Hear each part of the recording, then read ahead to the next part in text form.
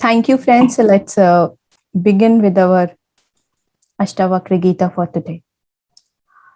कल हमने बहुत ही सुंदर से अष्टावक्र जी को सुना और अष्टावक्र जी ने बहुत ही बताया कि लक्षण क्या है, मुक्ति कैसे होती है, ज्ञान क्या है, वैराग्य क्या है, और उन्होंने साथ में आत्मा के लक्षण भी बताए, जो वो आई कॉन्शियसनेस है, जिसे हम विटनेसिंग कॉन्शियसनेस बोलते हैं। क्योंकि बहुत से लोगों को आत्मा वर्ड यूज करने से भी बहुत कंफ्यूजन हो जाता है कि जब हमारे कुछ है ही नहीं तो फिर जन्म कैसे लिया, फिर हमारे बंधन कैसे हैं, फिर कर्म कैसे। मैंने देखा है तो मैं हमेशा बोलती हूँ कैपिटल आई कि मतलब जो हमेशा है, और स्मॉल आई जो हमेशा बदलता रहता है। तो अष्टावक्र जी ने कल हमें आत्मा के गुण बताए कि कैसी है, शाश्वत है, व्याप्त है, शांत है, मुक्त है, ऑलरेडी मुक्त है। हम लोग हमेशा अभी तक इसी दौर में पड़े हुए हैं कि हमें मुक्ति चाहिए, मुक्ति चाहिए, लेकिन ऑलरेडी मुक्त है ही। सो जब वो बता रहे हैं जनक जी को, जनक जी बहुत ध्यान से एकदम सच्चे शिष्य के भांति, एक सच्चे मुमुक्षु की भांति पूरा सुनते हैं।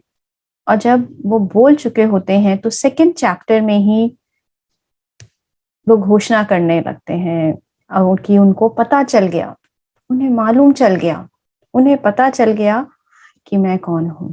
और वो बहुत ही सुंदर भाव से अष्टावक्र जी को बोलते हैं दूसरे प्रकरण में, फर्स्ट श्लोका में, कि अहो निरंजनः शांतो बोधहम प्रकृति परः एतांत वतमः कालम मोहनेव विडंबितः। अर्थात कि मैं निरंजन हूं, कि मैं हमेशा हूं, मैं निर्दोष हूं, मैं शांत हूं, बोध हूं, प्रकृति से परे हूं।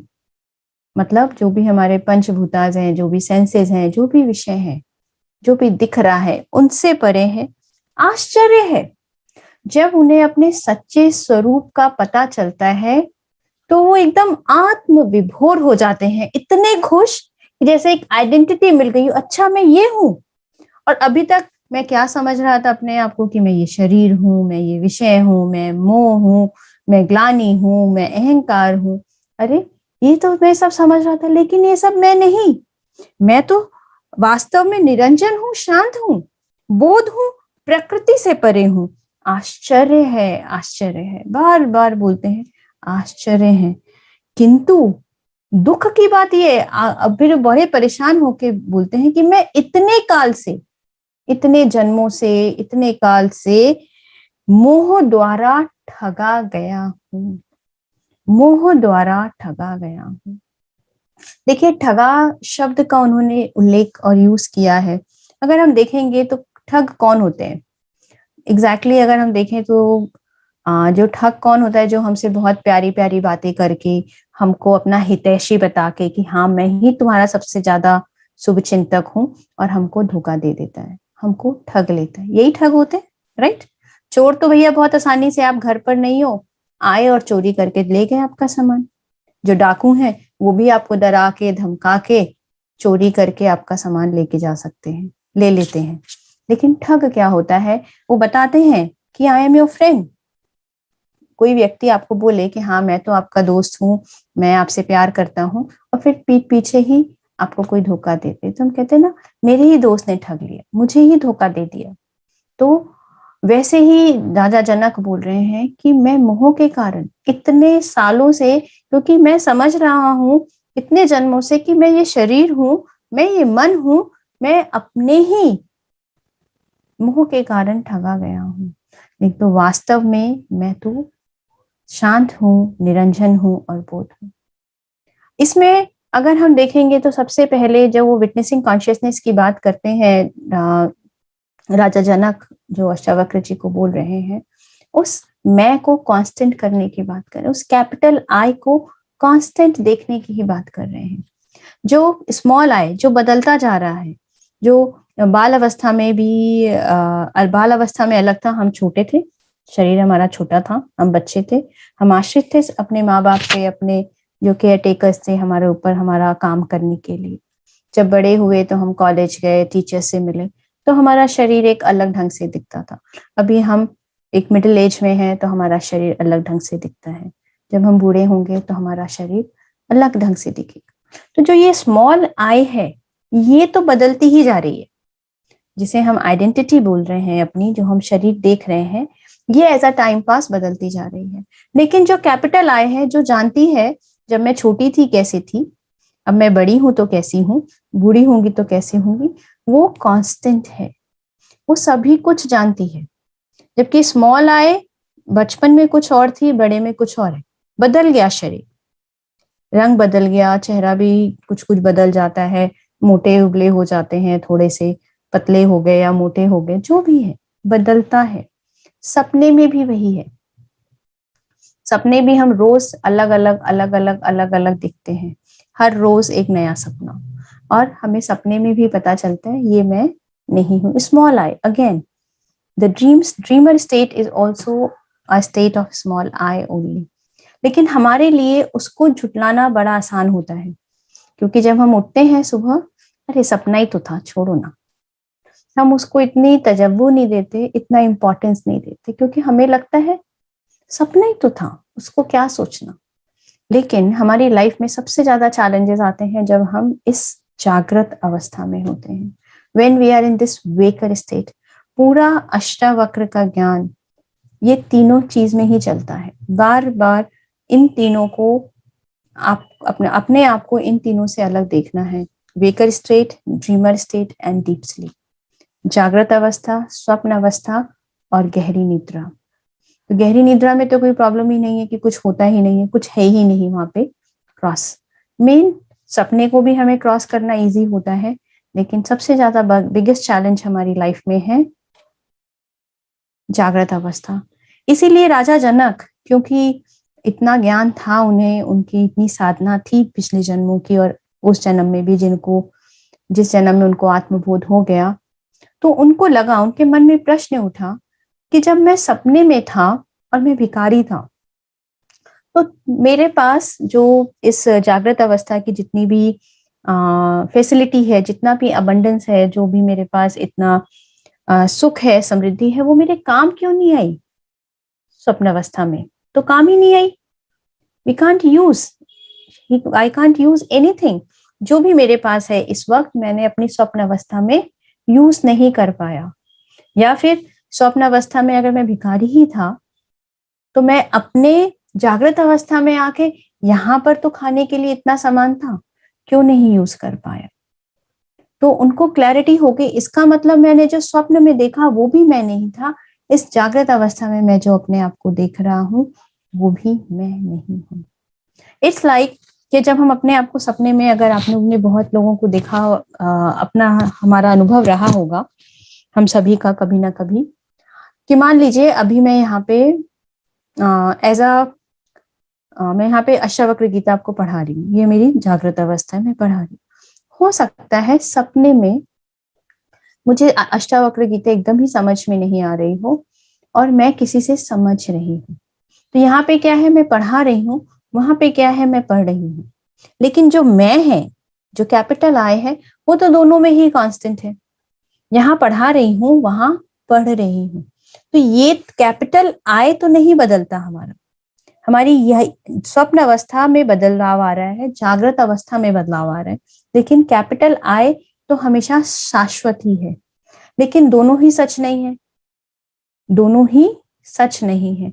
इस लाइफ का भले ही हमें लग रहा है फॉर अ टाइम भी, जो हम यहाँ 50 साल, 60 साल, 80 साल, जितने दिन भी जिएंगे, हमें लगता है यही सच है मेरे जीवन का।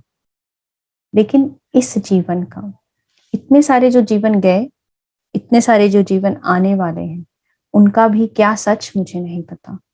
तो यहाँ पर इसीलिए जनक जी बोल रहे हैं कि मैं हमेशा हूं, मैं तो हमेशा मुक्त ही हूं, लेकिन मोह के कारण मैं ठगा गया हूं। मैंने समझा ये शरीर है, ये मेरा शरीर है, मैंने समझा ये मेरे बच्चे हैं, मैंने समझा ये मेरा कारोबार है, मैंने समझा ये मेरा बिजनेस है, मैंने समझा ये मेरा मकान है, ये समझा कि मेरा ऑफिस है, लेकिन सच में मेरा है ही नहीं। और इसके बाद नेक्स्ट में वो बोलते हैं, जब उनको इस चीज का हो जाता है तो वो बोलते हैं, क्योंकि मुझे ऐसा इसलिए प्रतीत होता है क्योंकि मैं अपने आप को हमेशा अलग समझता रहा। मैं समझता रहा क्योंकि मैं ही शरीर हूं, इसीलिए मैंने जो भी शरीर के थ्रू जो भी पाया, जो भी मिला मुझे, मैं उसी से ही अपने आप को जानता रहा। लेकिन सच तो ये है कि जो मैंने पाया इस शरीर से वो मैं नहीं, बल्कि जिसकी सत्ता की वजह से सब चल रहा है वो मैं हूं। तो इसीलिए जब नेक्स्ट श्लोक में बोलते हैं कि जैसे इस देह को मैं अकेला ही प्रकाशित करता हूं, वैसे ही संसार को भी प्रकाशित करता हूं।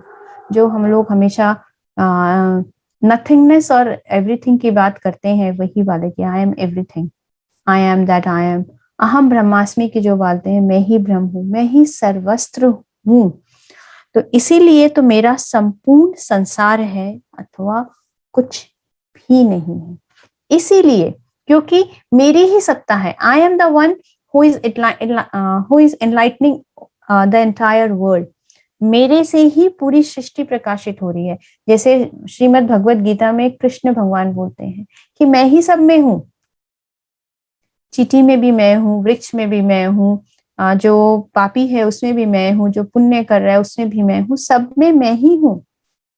सेम ही बात को जब जनक जी को बोध होता है तो वो यही बोल रहे हैं कि मैं ही वो हूँ और मेरी ही सत्ता से ये मैं अकेला ही इसको प्रकाशित कर रहा हूँ।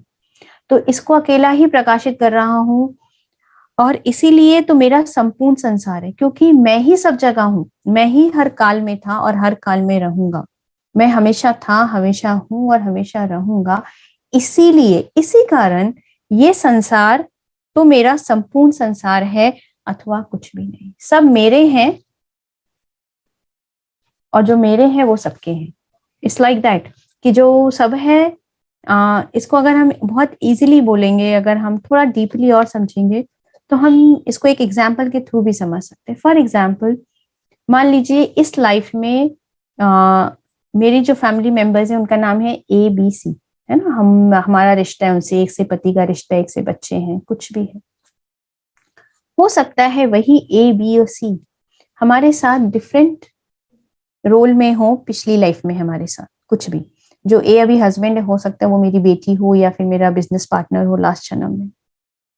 लेकिन अभी क्योंकि हमारे कार्मिक अकाउंट की वजह से यहाँ पे रोल स्विच हो गए हैं, तो मैं भूल गई। लेकिन यहाँ पर जब मुझे इस चीज का पता चल गया कि हमेशा मैं थी, तो वो व्यक्ति जो पहले मेरा बिजनेस पार्टनर था, अब वो अगर मेरा वापस हस्बैंड बन के भी आया है, तो मैं अपने उस व्यक्ति को समझ पाऊंगी कि जो भी है इस जागृत अवस्था, इस प्रेजेंट रियलिटी की वजह से हमारा रिश्ता है। इट्स लाइक कि उस रियलिटी में वो मेरा बिजनेस पार्टनर था पास्ट लाइफ में, उस रियलिटी में, इस रियलिटी में वो मेरा हस्बैंड है। मे बी नेक्स्ट रियलिटी में वो मेरा बेटा होगा, उसकी नेक्स्ट रियलिटी में हो सकता है वो मेरी बेटी हो। लेकिन इस जो मेरा रिश्ता है उस व्यक्ति के साथ इस जागृत अवस्था का है। उस कैपिटल आई का कोई रिश्ता नहीं है, ABC किसी के साथ नहीं। जो भी रिश्ता है वो स्मॉल आई का है। स्मॉल आई के रिश्ते बदलते जाते हैं, स्मॉल आई के रिश्ते बदलते जाते हैं। कैपिटल आई तो हमेशा है ही। जितना जितना हम उस कैपिटल आई को पकड़ के चल पाएंगे और स्मॉल आई को अलग कर पाएंगे अपने से, तो हम धीरे धीरे समझ पाएंगे कि सभी जगह वही सत्ता है। अगर वो कैपिटल आई मैं हूं, तो अगर मेरे हस्बैंड है तो उनका स्मॉल आई मुझे दिख रहा है, कैपिटल वही कैपिटल आई उनमें भी है। लेकिन क्योंकि अभी हमारी बुद्धि सीमित है, हमारे अंदर जजमेंट्स और कंप्लेंट्स और उम्मीदें, एक्सपेक्टेशंस बहुत है, तो हमारा सारा फोकस सिर्फ स्मॉल आई पे ही रह जाता है।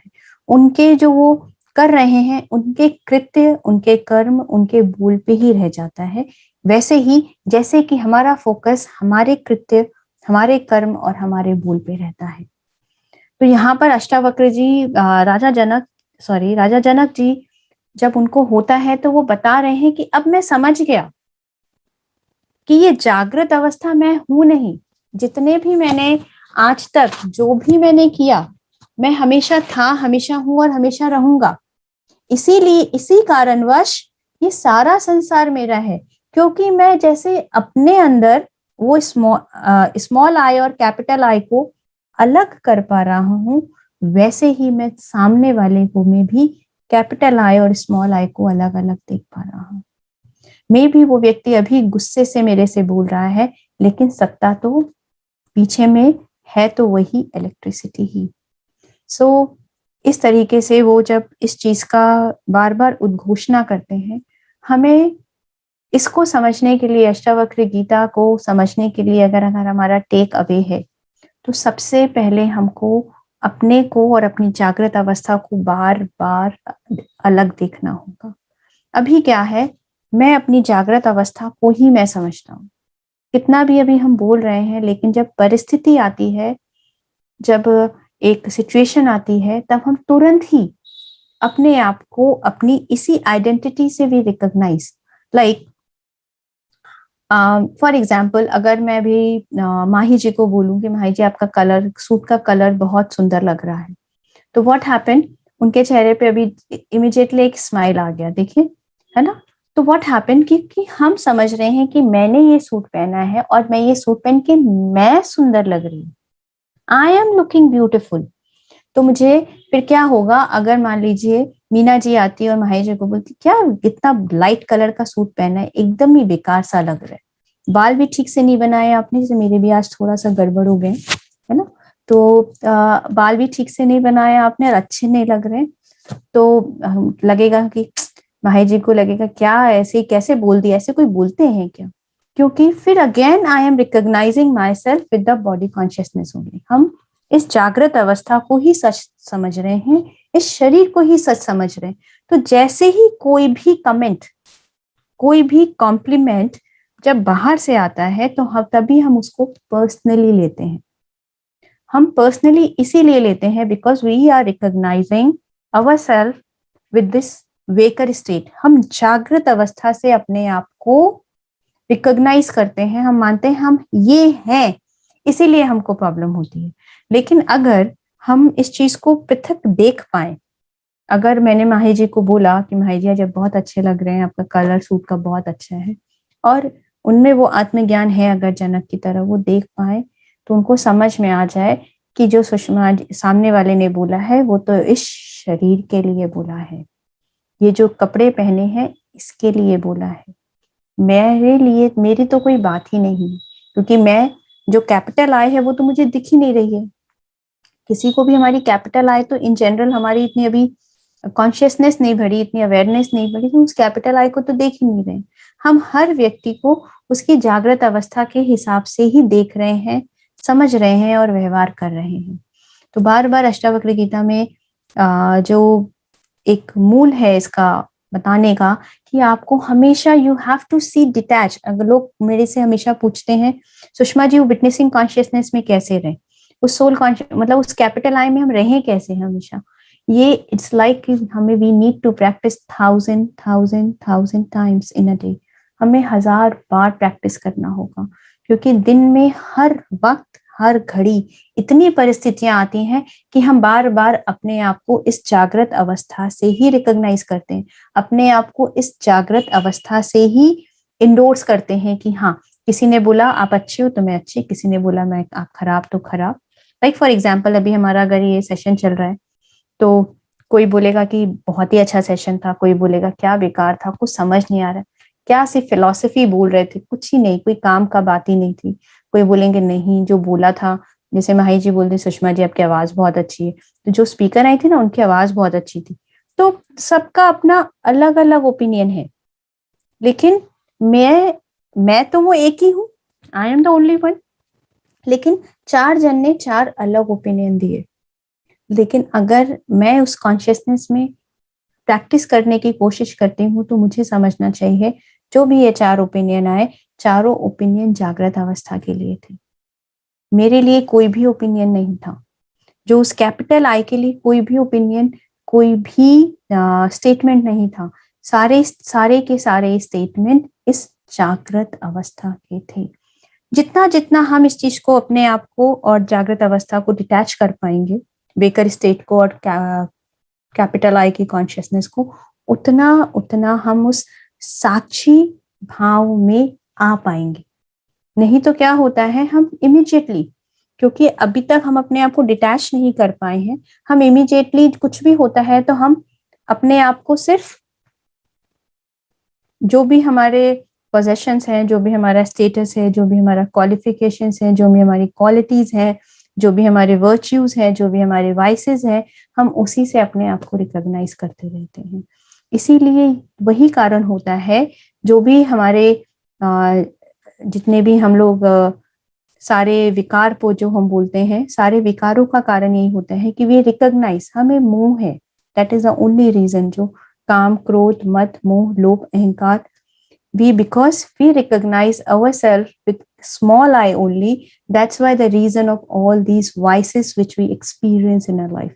जितना जितना हम इसको अपने आप को अलग करने लगेंगे, उतना उतना हमारे को जो दुख होता है, जो एक्सपेक्टेशंस होती हैं, जो हमारे अंदर उम्मीदें होती हैं कि उस व्यक्ति को कम से कम इतना तो करना चाहिए था, जो एक थोड़ी सी चाह होती है, वो स्वतः ही कम होती जाएगी। नहीं तो अगर हम ऐसे ही सोचें कि सामने वाला व्यक्ति ऐसे हमें एक्सपेक्टेशन नहीं हो, तो ऐसा होएगा ही नहीं। तो सबसे पहले कहीं भी कुछ भी कोई भी बात आ रही है, तो हमको सबसे पहले अपने आप को याद दिलाना है कि ये मेरे को नहीं, इस जागृत अवस्था को कहा गया है। किसी ने बोला है सेशन बहुत अच्छा था, तो इस जागृत अवस्था के बारे में बात की थी। किसी ने बोला इतनी फिलॉसफी झाड़ी, कितना था, क्या I, small I, capital I, body consciousness, soul consciousness, क्या था, कुछ समझ ही नहीं आ रहा था, इतना पता नहीं क्या बोल रहे थे, बेकार, इतना बहुत ही बोरिंग जैसा था, इसलिए बहुत से लोग हमारी मीटिंग भी छोड़ के चले गए, है ना। तो बेकार सा था। तो जो भी हमें बार बार अगर उस कैपिटल आई में आना है, तो वी नीड टू अंडरस्टैंड कि हम हमेशा अपने आप को देखें। कुछ भी पहला कमेंट अगर आया है तो इट इज अबाउट दिस जागृत अवस्था। ये वेकर स्टेट को कहा है, वेकर स्टेट को कहा है। तो इसका मतलब जब कहा है तो मेरे को नहीं कहा, इस शरीर को कहा, इस मन को कहा। तो इसका मतलब कभी ना कभी मैंने भी उनको कुछ ना कुछ ऐसा कहा या किया होगा, चाहे अच्छा चाहे बुरा, दोनों ही केसेस में। हम कभी ऐसे ठगी नहीं करेंगे, जो अच्छा करा था तो मैंने किया, जो बुरा किया तो सामने वाले ने किया, नहीं। अगर मान लीजिए अगर आपने बोला आज सुषमा जी तो बिल्कुल अच्छे नहीं लग रहे, मान लीजिए वी गिव एन एग्जांपल कि सुषमा जी अच्छे नहीं लग रहे, कोम नहीं किया ठीक से, है मिरर में देखा नहीं तैयार होने से पहले, मीटिंग में आने से पहले, तो ठीक है। अगर उन्होंने ऐसा बोला तो मैं इनको, मेरी रिस्पॉन्सिबिलिटी क्या है, मुझे बोला तो मैं थैंक यू बोलूंगी और फाइल क्लोज करूंगी, क्योंकि मैंने, हो सकता है कभी जिसने मुझे बोला है उसको कभी ऐसा बोला होगा।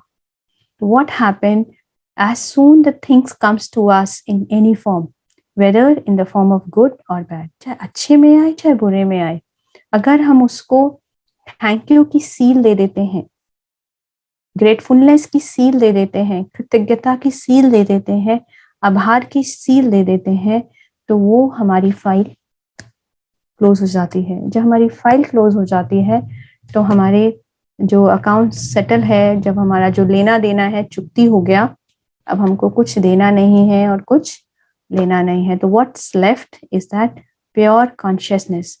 तो आज का हमारा सबसे बड़ा टास्क है, फ्रॉम नाउ ऑनवर्ड्स जब हम ये सीखेंगे, आप पूरी ये गीता पढ़े या नहीं पढ़े, अगर ये टेक अवे अगर हम अपनी लाइफ में प्रैक्टिस कर पाए, कुछ भी हुआ, इस जागृत अवस्था को कहा गया, मुझे नहीं कहा गया, क्योंकि मैं तो हूं ही अलग। क्योंकि मैं अगर सपने में भी था और राजा जनक की तरह अगर हम एग्जाम्पल लें, और जागृत अवस्था में भी था, तो अगर मैं सपने में भिखारी था, तो जो मेरे पास अभी इतना ऐशो आराम है, मेरा काम आना चाहिए था अगर मैं सेम ही थी। लेकिन मेरा अभी का ऐशो आराम, सुख, समृद्धि कुछ काम नहीं आया सपने में, जब मैं भूख से बिलबिला रही थी। जब राजा जनक भूख से बिलबिला रहे थे तो कुछ काम नहीं आई उनकी राजशाही। तो वैसे ही अगर हम अपने आप को बार बार बार बार इस चीज को याद दिलाते रहें, सपना हमारे लिए झुटलाना बहुत आसान होता है क्योंकि हमको याद भी नहीं रहते आधे टाइम। तो सुबह थोड़ा बहुत याद है तो शाम होते होते तक पूरा धूमिल हो जाता है, नेक्स्ट डे तक तो पूरा डिलीट ही हो जाता है हमारी माइंड स्क्रीन से, है ना। जो डीप स्लीप की स्टेट है उसमें भी कोई प्रॉब्लम नहीं है, सारा प्रॉब्लम्स ही हमारी वेकर स्टेट का ही है, क्योंकि हमें ये इतनी सच लगती है, क्योंकि हमें दिखता भी है, सुनता भी है, महसूस भी होता है। All our senses are involve in this state, in the waker state. हमारी सारी की सारी इंद्रियां, कर्म इंद्रियां, ज्ञान इंद्रियां सब जुड़ी हुई होती हैं। हमारा मन जुड़ा होता है, हमारी बुद्धि जुड़ी हुई होती है, हमारा शरीर जुड़ा हुआ होता है। तो इसको झुटलाने के लिए ही सारा पुरुषार्थ है। तो इसीलिए जब फर्स्ट श्लोका में ही जनक जी को समझ में आ जाती है ये बात, तो इसीलिए वो बोलते हैं, इतने वर्षों से मैं मोह के कारण ठगा गया, मुझे पता ही नहीं था कि मैं वो कैपिटल आए हूँ, और मैं अपने आप को राजा समझ रहा हूँ, मैं अपने आप को भिखारी समझ रहा हूँ ना, जबकि ना ही मैं राजा हूँ और ना ही मैं भिखारी हूँ, दोनों ही नहीं हूं मैं। क्योंकि हमें क्या होता है, हम ओनरशिप कुछ अच्छे करने की बहुत जल्दी ले लेते हैं। राजा बनना तो सभी को अच्छा लगेगा ना। अभी हमको बोले कि आप क्या बनना चाहोगे, राजा है भिखारी, कोई भी भिखारी नहीं बोलेगा, नोबडी विल से। कोई बोलेगा हम तो राजा ही बनना चाहिए। तो हम लोग जो भी अपने लाइफ में हम लोग सब कुछ अच्छा ही चाहते हैं, खराब कोई भी नहीं चाहता। और हमें चाहना भी क्यों है, और चाहना भी स्मॉल आय के लिए ही चाहना है, इस वेकर स्टेट का ही है। तो जितना भी पुरुषार्थ आज से, अगर आपको टेक अवे अष्टावक्र गीता का लेके जाना है, तो पूरा अगर आप देखेंगे किसी भी और मास्टर्स को आप सुनेंगे, चाहे ओशो को सुनेंगे, चाहे एक संत है सर्वप्रियानंदा जी, उनके वीडियोस भी बहुत अच्छे हैं। All of them talk about these three states. ये कॉमन चीज है, बाकी सब लोग जो जो अपना इंटरप्रिटेशन देते हैं हर एक श्लोक का, दैट्स अ डिफरेंट थिंग। लेकिन इस स्टेट को waker, dreamer and deep sleep, ये हर जिन्होंने भी इसके अर्थ को समझाया है, तीनों ने ही हर जन ने इसके बारे में बात की है। क्योंकि सारी प्रॉब्लम ही हमारी लाइफ में वेकर स्टेट में ही है, जागृत अवस्था की है। मैंने बहुत अच्छा खाना बनाया और बना के रखा, और किसी ने आके बोल दिया क्या बेकार खाना बनाती, तो हम सुबह से गाना चालू करते, सुबह से किचन में थे, इतनी गर्मी थी, बैठी भी नहीं, आज कोई मेड भी नहीं आई थी, सुबह से काम कर रहे थे, और आप लोग को तो क्या लगा, बोल दिया कि खाना अच्छा नहीं बना। क्योंकि वी इमीडिएटली रिकॉग्नाइज अवरसेल्फ कि मैंने किया, मैंने किया। हमारी doership it always comes very fast, और that's the only reason is the beginning of the karmic cycle. इसी से ही हमारा कर्म का खाता शुरू होता है। जो कर्मातीत की बात बोलते हैं, जैसे कृष्ण के कोई कर्म नहीं थे, या राम के कोई कर्म नहीं थे, या ओशो के, या जिसके हम भगवान बुद्ध के, महावीरा के, वो सिर्फ इसीलिए नहीं थे क्योंकि उन्होंने अपने आप को अपनी वेकर स्टेट से अलग कर लिया था। That is the only. अगर जितना हम अपने आप को अपनी वेकर स्टेट से अलग कर लेंगे, हमको समझ में आ जाए ये मेरी जागृत अवस्था है, और इसके जो पीछे मैं देख रहा हूं वो मैं हूं, मैं तो कुछ करता ही नहीं, तो उतना ही हमारे कर्म क्रॉस होते जाएंगे। उतना ही कुछ भी आया, थैंक यू बोला, आभार प्रकट किया, स्टैम्प किया, फाइल क्लोज। कुछ आया, थैंक यू या ग्रेटफुलनेस की फाइल को स्टैम्प किया उससे, एंड द फाइल क्लोज। तो सबसे ज्यादा हमारे लिए यही इंपॉर्टेंट है कि we need to understand, we need to really really really understand कि हमारी ये जागृत अवस्था और जो हम जो उसके पीछे हैं, द कैपिटल आई, उसको कैसे रोज रोज रोज रोज डिफ्रेंशिएट करने की प्रैक्टिस डालनी है। और ये दिन में हमको बार बार करना पड़ेगा, क्योंकि अभी हमें आदत नहीं है तो हम भूल जाते हैं।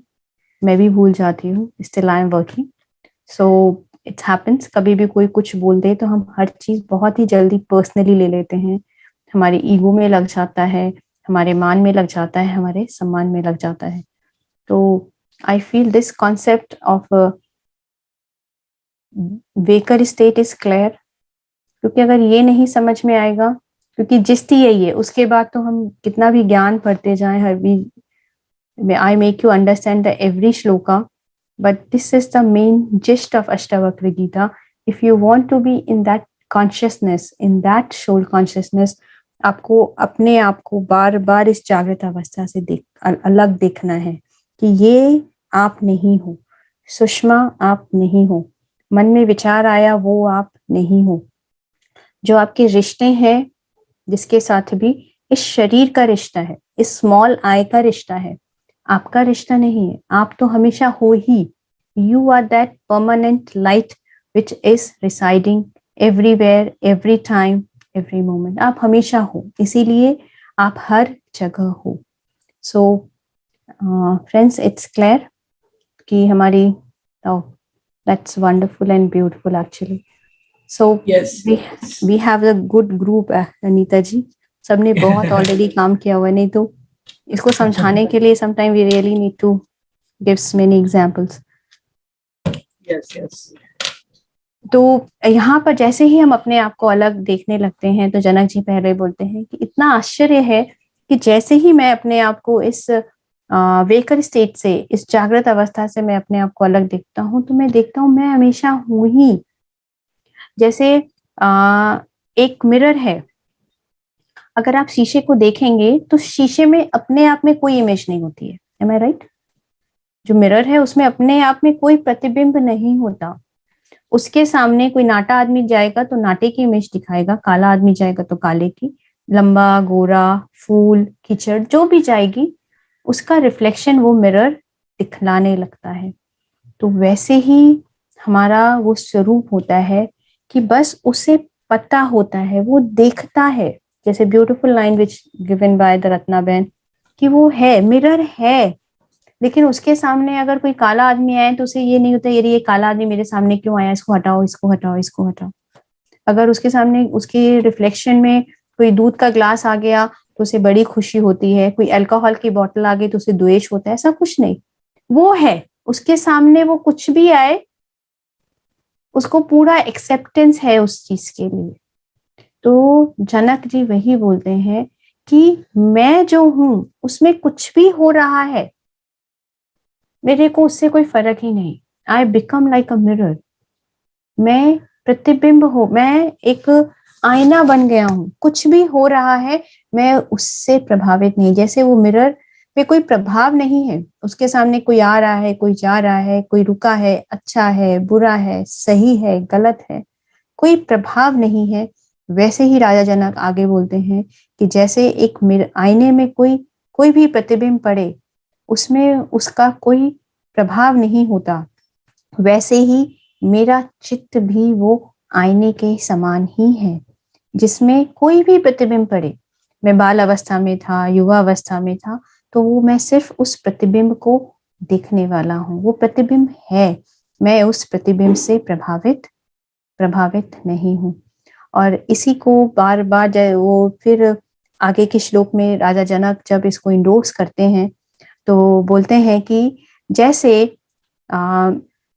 एक बीज अगर दिखाया जाए हमें, अगर हम एक बीज लाएं और आपको बोले कि इसके अंदर तो पूरा पेड़ समाया हुआ है, इसमें से बहुत सारे फल आएंगे और तो हमको लगेगा कैसे हो सकता है, इतने छोटे से बीज में कहाँ इतना बड़ा सा पेड़ होगा और कहाँ इतने फल निकलेंगे। लेकिन जब इस बीज को बोया गया और इसमें से अंकुर फूटा और बीज बड़ा हुआ तो सच में फल निकले। लेकिन जब इतने बड़े दरखत को बोला जाए, जब इतने बड़े पेड़ को भी बोला जाए कि तुम उतने छोटे से बीज थे वो कभी, तो उस दरखत को भी समझ में नहीं आएगा कि मैं इतना छोटा सा कैसे हो सकता हूँ। तो राजा जनक भी अपनी परिस्थिति के लिए आगे में ये बात बताएंगे कि अब ये सारा विश्व, सारा ब्रह्मांड मैं ही हूं, मेरे अंदर ही सब कुछ है, उस विशाल वृक्ष की तरह। मोहवश, अज्ञानवश, जैसे किसी अज्ञानी को अज्ञानवश मैं अपने आप को वो बीज ही समझता था, मुझे लगता था मेरे में तो कुछ है ही नहीं, लेकिन मैं इतना बड़ा दरखत हूं। तो हमें भी जैसे अभी लगता है, हम सोचते हैं कि अरे मैं तो ऐसा हूं, मैं तो वैसा हूं, मैंने तो इतना कुछ किया है, जन्म इस जन्म में तो मुक्ति कैसे मिलेगी, मैंने कितना कुछ गलत किया है, क्योंकि हमारा पूरा फोकस उस बीच पे है। हम उस दरखत को देख ही नहीं पा रहे, उस बड़े विशाल वृक्ष को देख ही नहीं पा रहे जिसमें से जहां से ये वृक्ष आया है। उस बीज को समझ ही नहीं पा रहे। इस यही कारण है हमारे अज्ञान का, यही कारण है हमारे दुख का। तो आगे में जनक जी उनको बोलते हैं कि जैसे एक अज्ञानी व्यक्ति को नहीं पता है कि एक बीज के अंदर पूरा दरखत समाया हुआ है, वैसे ही अज्ञानवश हम अपने आप को ये सिर्फ इस शरीर ही समझते हैं। वी फील कि मैं ये जागृत अवस्था ही हूँ। मुझे लगता है कि मैं अच्छी हूँ, मैं बुरी हूँ, मैं डॉक्टर हूँ, मैं इंजीनियर हूँ, मैं 2 बच्चों की माँ हूँ, मैं PSSM की मास्टर हूँ, मैं LLM की फाउंडर हूँ, या फिर कुछ भी, जो भी हमारी आइडेंटिटी है, मैं गायनेकोलॉजिस्ट हूँ, मैं मे बी इंजीनियर हूँ, कुछ भी।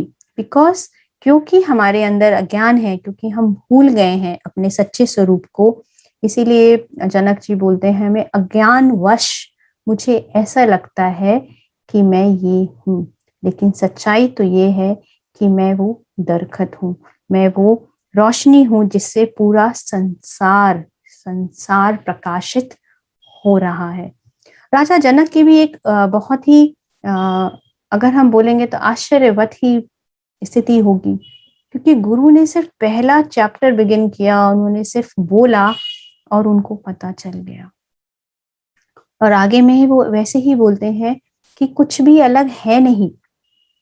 हमें लगता है कि आगे में बोलेंगे वो कि हमें लगेगा कि ये हमारे अंदर आत्मा रहती है। मैं हमेशा बोलती हूँ ना, हमारे अंदर है वो आत्मा, मुझे दिखती है, मतलब अंदर वाला देख रहा है, अंदर वाला जानता है। We always say like this. कि वो बोलते हैं कि जैसे एक,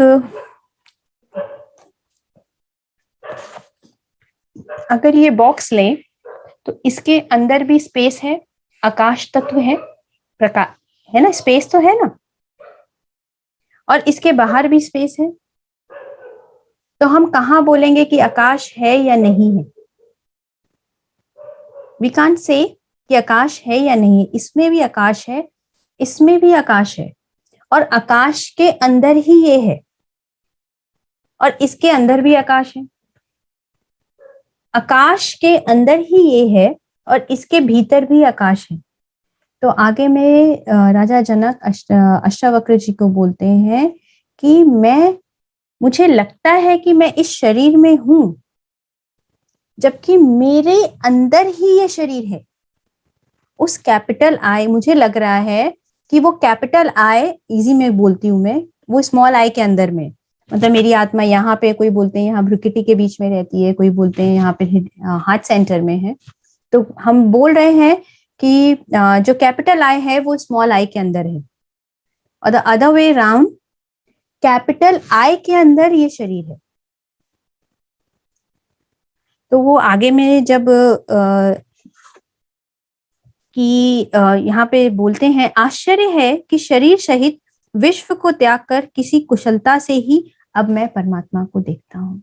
मैं जान गया हूं कि उस कैपिटल आई के अंदर ही सभी कुछ विद्यमान है, सभी कुछ। इट्स लाइक अगर हम देखें, हम एक छोटा सा स्क्रीन शेयर करते हैं, 1 मिनट।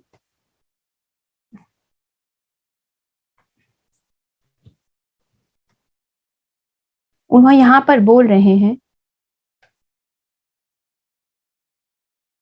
ये पूरा एक सर्कल है जिसमें पूर्ण रूप से सब कुछ है, एक स्पेस, सारा चीज है इसके अंदर। तो इसके अंदर अगर सारा चीज है तो इसके अंदर ए भी है, मान लीजिए इसके अंदर ए भी है, इसके अंदर एच भी है, इसके अंदर बी भी है। अगर हम यहाँ पे वापस टेक्स्ट को यहाँ पे लें तो यहाँ पर टी भी है, यहाँ पर अगर हम वापस लें तो एम भी है, अगर हम इसको यहाँ वापस लें तो एन आर भी है। तो अगर हम इन सबको ऐसे ये पूरा, इस पूरे कैपिटल आई के अंदर सब कुछ है, चाहे सब कुछ मतलब चाहे वो अच्छा है या बुरा है, दोनों। यहाँ पे सेग्रीगेशन वो नहीं करेंगे आगे, कभी भी वो ये नहीं बोलेंगे कि पाप अच्छा है या पुण्य अच्छा है। आगे में अष्टावक्र जी भी एक भी श्लोक में नहीं बोलेंगे, या फिर जनक जी भी नहीं बोलेंगे। इसके अंदर वो बताना चाहेंगे कि जो भी है सारा कुछ है इसके अंदर, सभी कुछ। तो अगर हम इसके अंदर से इसको बाहर कुछ निकाल दें, मान लीजिए इसको हम डिलीट कर दें, तो फिर तो ये पूरा कंप्लीट नहीं रह जाएगा ना, कहीं से इसको हमने मैंने इसको खंडित कर दिया, ये तो पूरा हट जाएगा।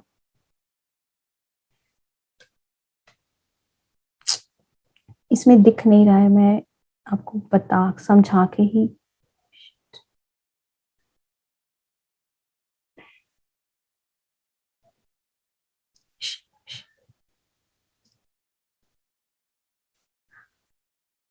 उसमें जो इसको देखिए बहुत डीपली समझना होगा। मान लीजिए एक सर्कल है, सर्कल के अंदर सब कुछ है, चाहे अच्छा चाहे बुरा। उनके कहने का मतलब है अगर कैपिटल आई वो कॉन्शियसनेस है तो वो सभी जगह है। तो ऐसा नहीं है कि वो एक ऑब्जेक्ट में होगी और दूसरे में नहीं होगी। चाहे कोई भी हो, अगर वो टेररिस्ट भी है तो उसके अंदर भी वो कैपिटल आई है। अगर एक मेडिटेटर भी है जिसने बहुत साधना की है, अगर बुद्ध भी है तो उसके अंदर भी वो कैपिटल ही आई है। लेकिन फॉर अ टाइम बिंग, क्योंकि हम लोग जागृत अवस्था को इतना इंपॉर्टेंस देते हैं, एक टेररिस्ट होता है तो हम उससे नफरत करते हैं, और जो एक बुद्ध होता है हम उसकी पूजा करते हैं। तो इस सेग्रीगेशन को ही राजा जनक आगे जाके बोलते हैं कि मैंने समझ लिया है कि ये भी झूठी है। मैं जानता हूं कि सच सब में वही सत्ता है। Everybody has that same consciousness, चाहे वो टेररिस्ट हो चाहे वो बुद्ध हो, सत्ता वो कैपिटल आई की सब में एक ही है। जागृत अवस्था के खेल से हमें वो आदमी, वो व्यक्ति, वो परिस्थिति सही या गलत लग सकती है। तो उन्होंने आगे बोलेंगे कि मैं ये समझ गया हूं, इसीलिए मैं अब किसी की भी जागृत अवस्था में नहीं फंसता। इसीलिए अगर उनके आगे जब आगे के श्लोक में बात करेंगे, जब उनके आगे की जीवनी पढ़ेंगे, तो बोलते हैं कि जब किसी ने कोई मेरे ऊपर चढ़ाई की है, अगर किसी राज्य ने उनके राज्य पे हमला किया, तो जाके वो शरीर के धर्म के हिसाब से लड़ते हैं, जागृत अवस्था के धर्म के हिसाब से।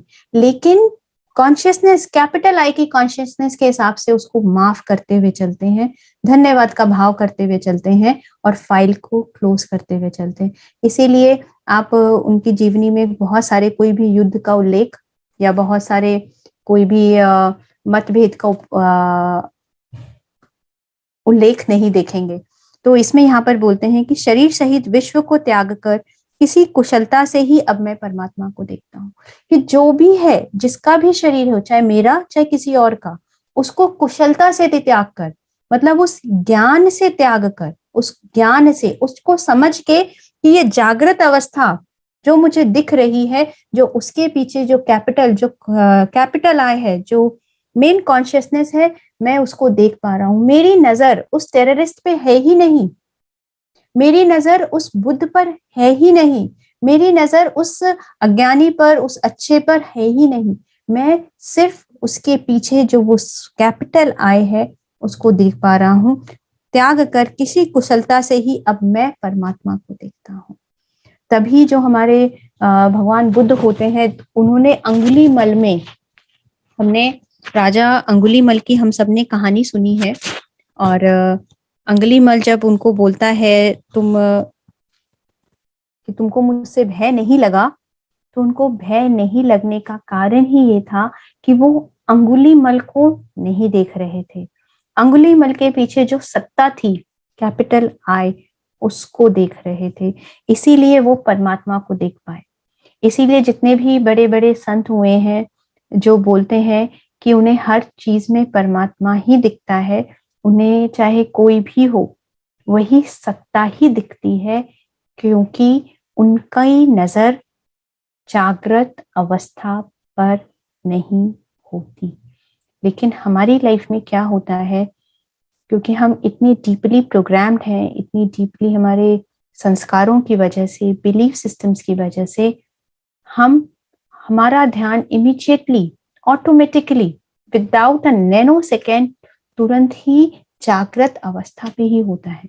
इवन अगर हम कोई सीरियल देख रहे होते हैं, अगर उसने कोई सा भी कैसा भी मेकअप अगर किया हो, कोई मतलब नहीं है, हमें पता है नाटक है, फिर भी हमारा मन बिना कमेंट किए रह ही नहीं पाता। हम तुरंत ही बोल देते हैं कैसे कपड़े पहने थे, कैसा आज मेकअप था, क्या ड्रेस पहन के आज आई थी वो शो में। ऐसा हम करते हैं? नहीं करते? करते करते हैं ना, जबकि हमें कोई मतलब नहीं है। और इसीलिए क्योंकि हमारा ध्यान, क्योंकि हम सामने वाले व्यक्ति को सिर्फ बॉडी कॉन्शियसनेस से, सिर्फ उसकी जागृत अवस्था से ही रिकॉग्नाइज करते हैं, हम उस सत्ता को नहीं देखते, इसीलिए हमें परमात्मा नहीं दिखता। The only difference is this. तो वहीं पर यहाँ पे वो इंडोर्स करते हैं कि उन्होंने शरीर सहित विश्व को त्याग कर, इस शरीर सहित खुद के जागृत अवस्था का भी त्याग कर दिया, साथ में जो ये जागृत अवस्था, जो ये विश्व दिख रहा है, जो ये वर्ल्ड दिख रहा है, उसको भी ये भी समझ में आ गया कि ये भी जागृत अवस्था ही है। उसी को त्याग कर अब मैं परमात्मा को देखता हूं, क्योंकि अब मुझे ऐसी कोई जगह नजर ही नहीं आती कि वो जहां पे वो है नहीं, क्योंकि मेरी नजर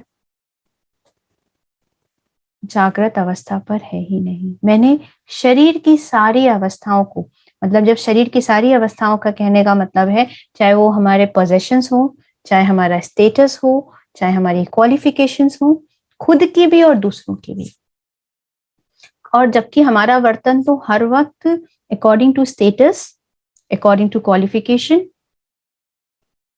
तुरंत ही बदल जाता है। अभी आप जिस तरह से अगर हम देखेंगे अपनी लाइफ में, तो छोटी छोटी चीजों में देख पाएंगे, जिस तरह से हम अपना खाना परोसते हैं, अपने पति का, बच्चे का, बहुत सुंदर से कटोरी लगा के और सब्जी सलीके से परोस के और देते हैं, वैसे ही क्या हम अपनी मेट को देते हैं, जो हमारे घर पे हमारे सेवाधारी हैं, जो हमारे लिए काम करते हैं, क्या हम उनको उतने ही प्यार से देते हैं? थैंक यू सारिका जी। लेकिन मोस्ट ऑफ द टाइम नहीं देते। अगर हमारे पास अगर एक कटोरी सब्जी है, तो हम पहले अपने हस्बैंड को देंगे। अगर हमारी मेट के लिए नहीं बची है तो हम नहीं देते। हो सकता है ज्यादा है तो आप इक्वली देते होंगे, लेकिन अगर एक कटोरी है तो आपको लगता है कि अगर आपके हस्बैंड को चाहिए या बच्चों को चाहिए तो आप उन्हीं के लिए रखते हैं, या आपके बच्चों को कुछ पसंद है तो आप रख देते हो कि नहीं उसको पसंद है, उसको बहुत ही पसंद है, बाद में आके खाए। नहीं देते हम। तो यहाँ पर यही बता रहे हैं कि जब हम इस चीज को झुटला पाएंगे, तब हम उतना परमात्मा को देख पाएंगे। और इसके लिए हमें हमेशा दिन में 1000 बार प्रैक्टिस। हम सिर्फ सोचेंगे दिन में एक बार हमने याद कर लिया, उपस्थित है पर प्रभावित नहीं, ये शरीर अलग है और मैं अंदर में जो बैठा वो अलग, एक बार से नहीं होगा, भूल जाएंगे। आज दिन में 5 बार करेंगे, क्योंकि आज आप मेरे को सुन रहे हो, या फिर मेरे को नहीं, किसी और का भी, किसी का भी सुनने, तो उस दिन हमको याद रहता है, उसके नेक्स्ट डे हमको याद रहता है, तीसरे दिन से तो विदा, टाटा बाय बाय हो जाता है, सारा हम भूल जाते हैं। So friends, we need to really, that's why we need practice. फिर आगे में बहुत ही सुंदर से अष्टजनक जी उनको बोलते हैं कि जैसे कोई भी चीज है, जैसे उन्होंने ईख के रस का शुगर केन का एग्जाम्पल दिया कि जैसे शुगर केन है, उसको जब पिरोते हैं तो उसी से चीनी बनती है। तो अगर पिरो भी दें पूरा, तो जब वो गन्ने का जो वो रह जाता है, उसमें तब भी वो मिठास रहती ही है। तो वैसे ही मुझ में बना हुआ संसार मुझी में ही व्याप्त है। जैसे ईख के रस से बनी हुई शक्करा ईख के रस पे व्याप्त है, जो शक्कर है वो शुगर केन से ही बनी है, और शक्कर के अंदर वही गन्ने का रस ही है। तो वैसे ही जो मुझे लग रहा है कि मैं, I give you an example, तब आपको समझ में आ जाएगा।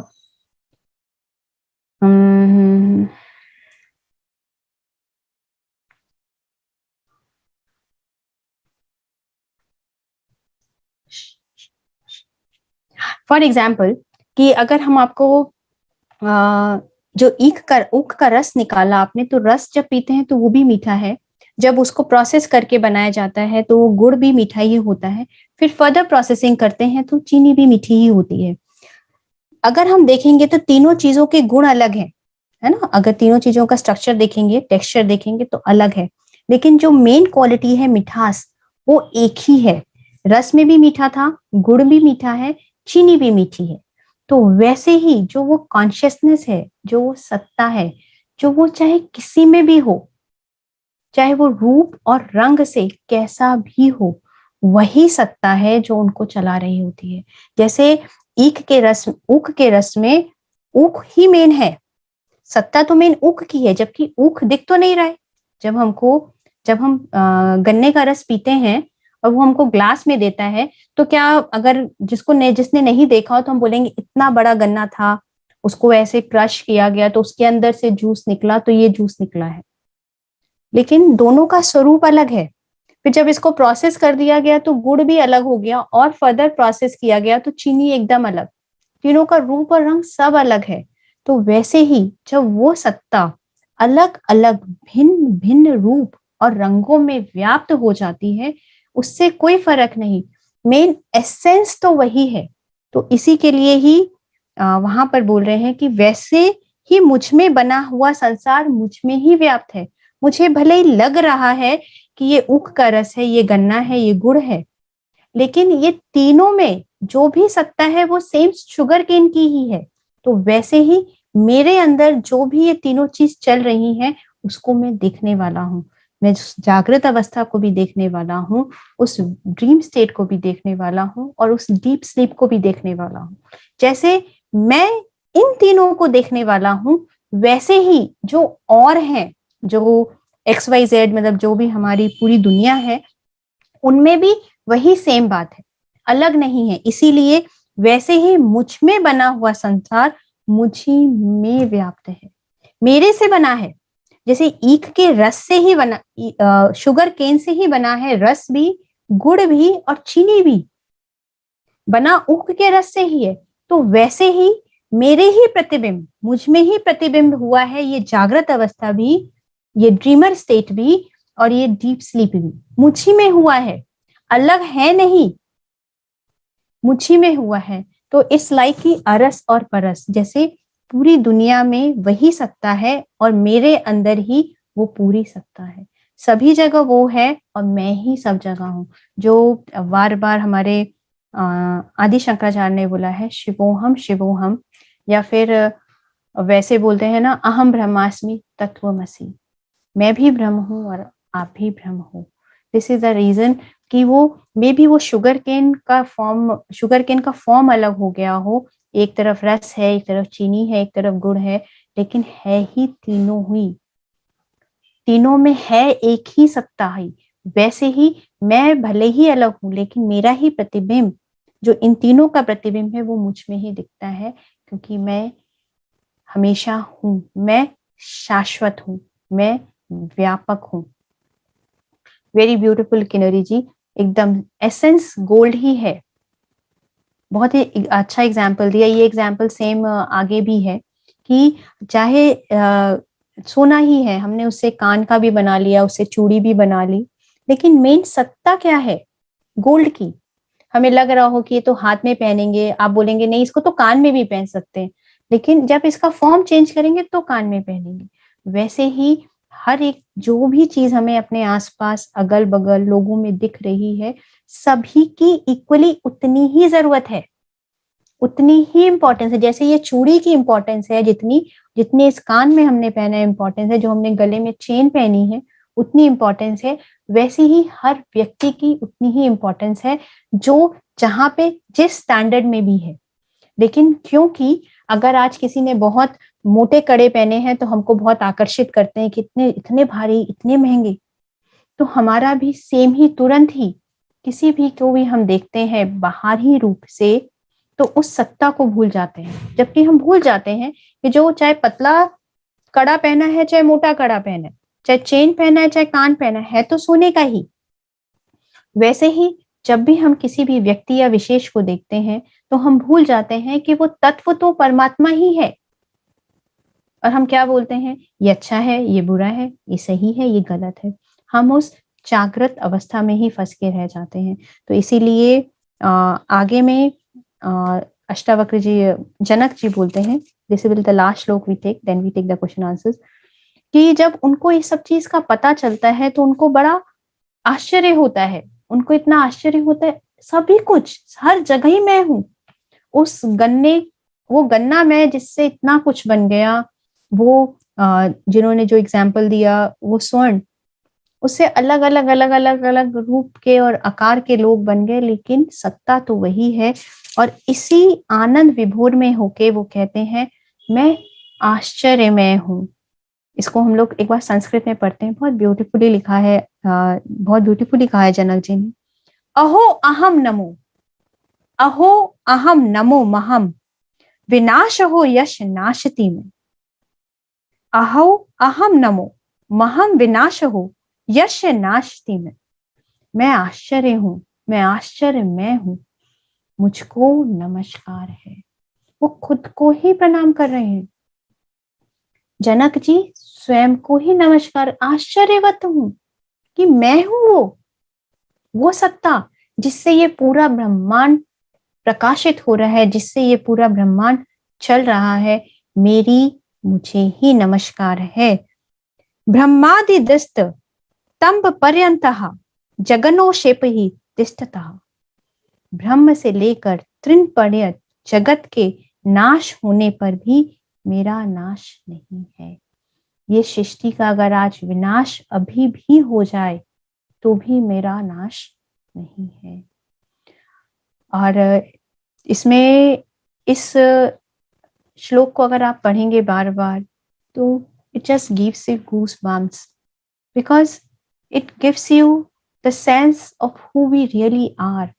लेकिन हम, क्योंकि हमें पूरा अज्ञान के वश या कह दीजिए माया है जो भी है उसके वश हम पूरा भूल ही गए हैं। जैसे एक बहुत ही सुंदर एक स्टोरी मुझे याद आ रही है यहाँ पर।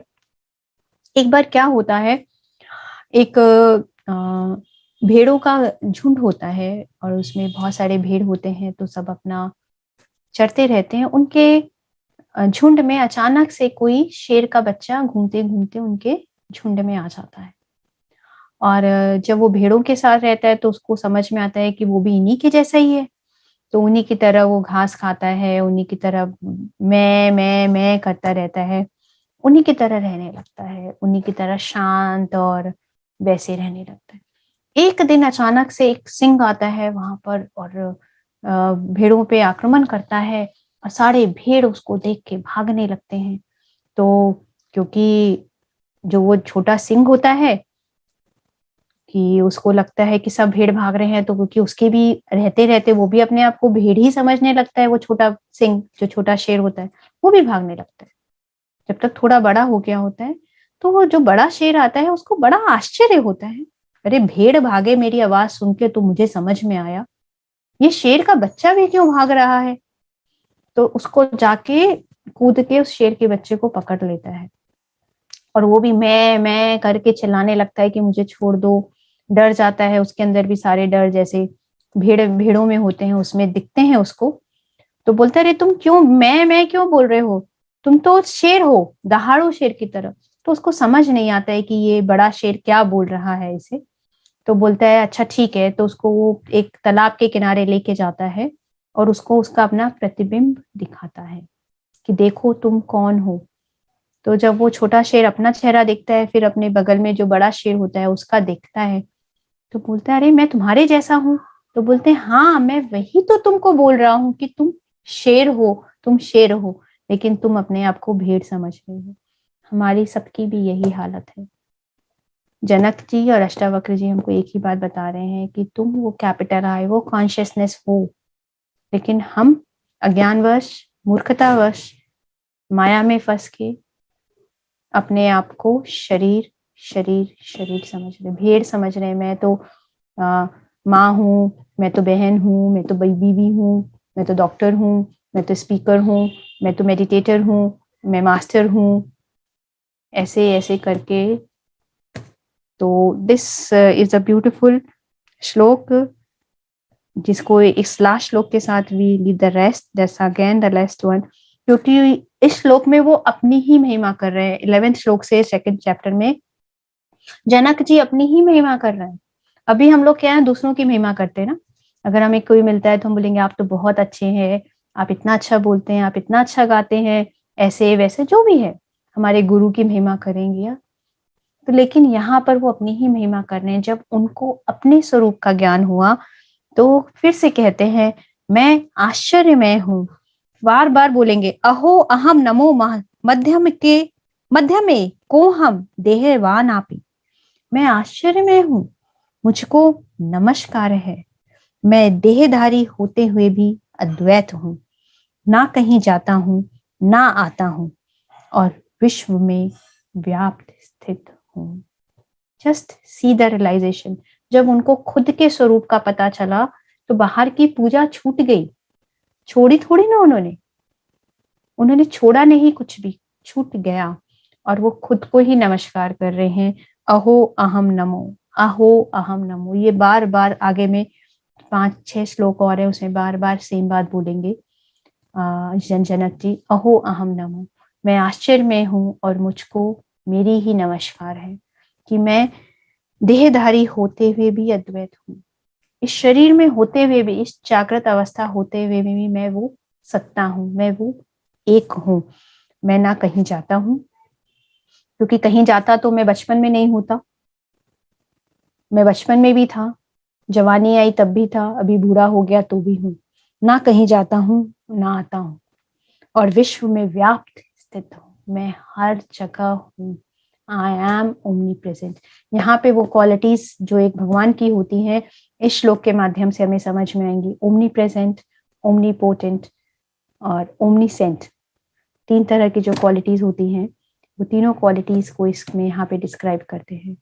सो that's it. Let's continue with our Ashtavakra Gita tomorrow. So we open the forum for question answers. Thank you Sushma ji, बहुत अच्छा बोल रहे थे।